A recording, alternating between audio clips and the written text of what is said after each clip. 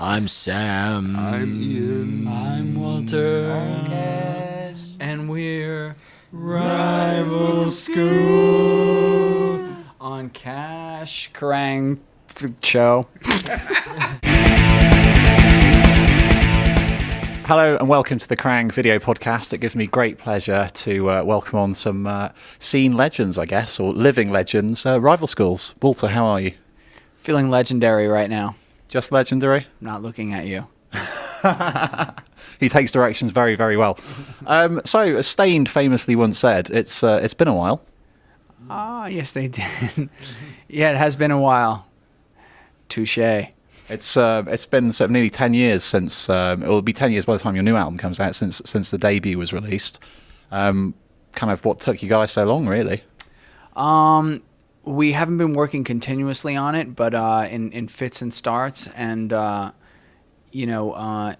starting it really kind of started to kick into gear around the time that we did a tour about 2 years ago, and then Well, you played like Download, didn't you? we played Download. We did quite a few gigs, and that kind of got us reacquainted with our audience, with each other as musicians, and kind of let us feel like Rival Schools again. And then we got to writing the album, and we managed to get that done pretty quickly, actually. And then it's taken about a year after that time of completing the album to, we didn't have a record deal. We did this all by ourselves, and which was actually wonderful. But then to get the label thing and all that kind of stuff together, it took another bit of time.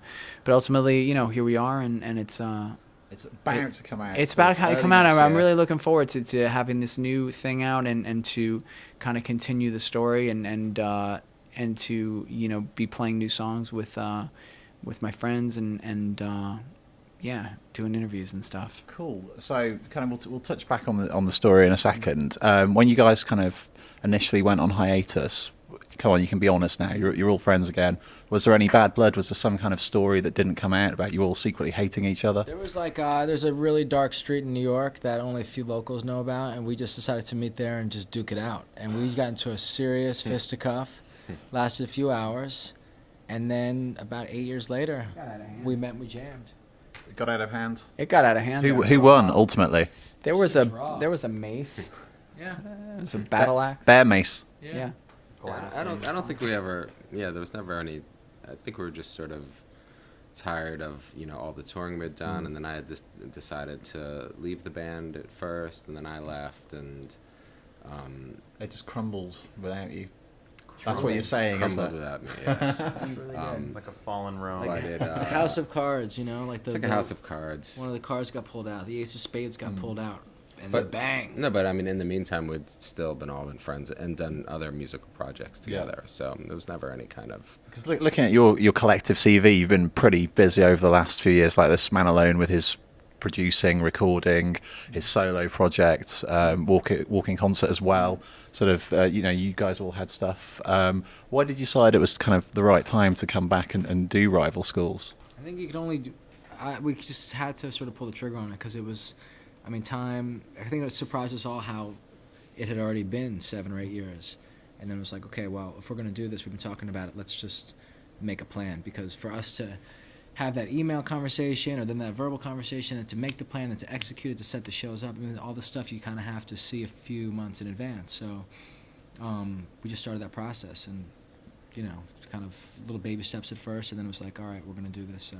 I think it's awesome that it's 10 years and not 8 years or 9 years. Yeah. I think 10 years sounds like we meant it. Yeah. You know what I mean? Like, But you all still look quite young for being away for 10 years, all very fresh-faced gentlemen. shucks. Trying to get on our good side. It's the oil of Ole every day, isn't it? We have a strict regimen. Yeah. So, I was going to say, are you kind of worried that it has been 10 years and that, kids who are into music today are very different? Well, they probably weren't even born or were just being born or whatever. They weren't into music sort of back then when you guys were sort of really big at the turn of the noughties. Were you worried that people would have forgotten who Rival Schools are? I'm learning to field this question. Has everybody asked you that? I know you've had a busy day of press today. Yeah. I don't give a shit. I mean, we we looked at this record in the way that we looked at the other one, which was let's just try to make the best record that we can because, you know, although some people really, really love United by Fate, and it's been a wonderful experience for us, and that's amazing. But when we set out to do it, we were just trying to make a good record, you know, and so that the fact that it caught on and people really liked it, and that it found some meaning with people is just an absolute blessing, and it meant something to us. So that's fantastic that communicated. But this record, we went in the exact same process. You can't like try to make a legendary record. You know what I mean? It's just you can't do it. It's just something that happens. It's something happens. Back in United by Fate time, where I'm sure people were saying, like in regards to Walter, like, hey, how come you're not making a third Quicksand record? You're making this, United by Fate. What is Rival Schools? Da da da da. And then here we are talking about that record being this thing that how are you gonna live up to that? And so you just have to take these chances. And I think with anything any of us do, we just go into it like, let's do our best, make a great record, have fun. And I mean, essentially, some people are going to love it. Some people are going to say it sucks, and then some people are going to defend it. And then that people that defend it, the other people are going to say they're assholes, and then it's going to. And then another 10 years down the line, the people that hate that you perceive might hate it will be going, that was a great album. Thing. Yeah. So I mean, it's like you're going to involve yourself in that thing. Like it's really pretty hard to do anything. I think we're conscious of somewhat of what a Rival Schools sound kind of is, a feeling is. I mean, that's pretty open, but yet it is definitely something. So, that said, like, we're not going to just throw like this, country record at everybody, but so like that goes into it. We have always collectively sort of done what, we wanted to really do, not based on, what anybody necessarily wanted us to do, whether it's the songs we're doing, the records we're making, or the shows we're doing, or the tours we're trying to do. It's always been based on what in the moment we feel like doing. Oh, that's a C weird. sharp. Yeah, weird air conditioning noise. That's kind of brings us on to the next question, really. So, new album's called Pedals. What kind of direction have you gone for this time around? I guess. Straightforward. No, I don't know. I think the mission statement was to try to get the here we have this album, that's our kind of starting, that's the last episode. So how do you, tie in the feeling of that into something that's going to project towards the future?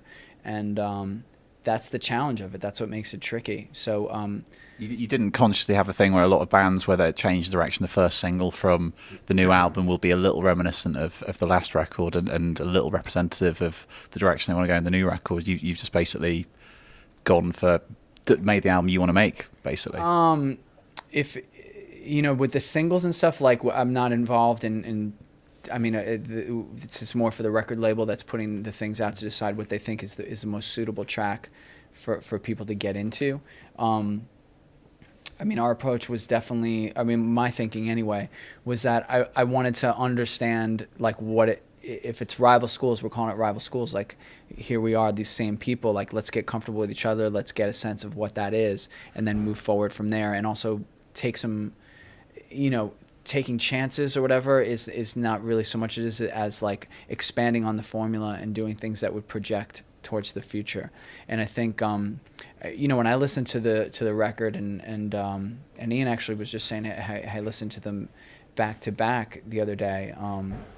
That it's a plot that's continuing, and I think when I listen to the bands that I really like that make multiple records, it's the story that's interesting. Yeah. You know what I mean? It's like the progression of the music and how certain tracks point to tracks in future records, and how they refer back to ones on prior ones. And it's been so awesome sitting on this one, awesome record and just relishing in that moment. But I think it's very interesting to me anyway to now have expanded on that and to have laid the groundwork or built a runway for future adventures and stuff, and it's cool. What we did do on this record that was kind of interesting and cool is we did start with, I think we originally started recording 3 or 4 new songs, and that was like a good, just barometer for like a small amount of songs that we sort of got a good vibe and sound and a direction and something to base it off of. for the rest of the record, which is cool. By the time you're watching this podcast, it will either be the gig this evening or yesterday if you're watching this on Wednesday. So what have you got in store for you're at the Hoxton Bar and Kitchen on Tuesday night this week? I was talking to the airplane baggage handler, and he's been there, and he says it's a very nice venue. So I'm looking forward to the gig. What have you guys got in store for the set then? Little old, little new, little borrowed, little blue? Pyro stuff going on, confetti, streamers, those things that you pull and they pop on New Year's Eve, that kind of stuff. We understand it's a very low ceiling, so we have to, I have heard that. we have to watch out for the really serious pyro. We don't want to. No great white incidents. Yeah, we don't want any great white situations. No drum riser. Yeah, we left the drum riser Tommy Lee machine at home, but Josh Groban's gonna guest vocal on the song. Groban's coming out. He's singing the high part. Yeah. Justin Bieber. It's actually, we have 3 vocalists: Bieber, Groban. Blunt, and Groban. BBG. BBG are coming out tonight. BBG. Good. But seriously, are you going to be sort of previewing new tracks? Oh yeah, absolutely. I mean, I think with the wonderful thing about this time, and we like earned it. You know, we got a new album coming out, so I'm really excited. We just did this tour in the United States with Gaslight Anthem. You know, and most of their fans, we play the Radio City Music Hall.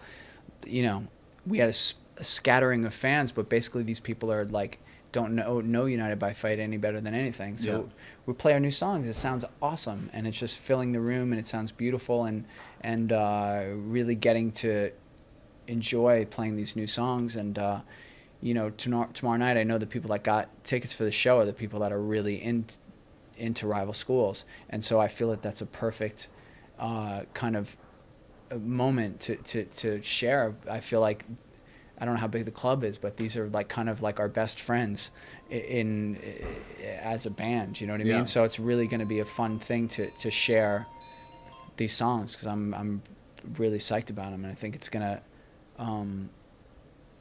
you know, we're gonna come back and playing them, and it's gonna mean something all over again. Do you feel like kind of expectant fathers waiting to sort of waiting for the baby to arrive, waiting to unleash these tunes into the world? In some ways, yeah, it's nice. It's just fun. It's also just more fun. You know what I mean? Like, I love playing, you know, Use for Glue. Yeah, okay, I love that. It's great. It's a fun thing. Or, you know, any of the songs on our album. It's nice because there's a familiarity, and I associate with so many good times. But it's like now we have this whole other dimension, and there's just more to draw from. It's just like a new conversation, and that's really cool. That makes it interesting. Awesome. Well, gentlemen, thank you very much. New album Pedals out early next year, and your new video for Shot After Shot is up on Kerrang.com now.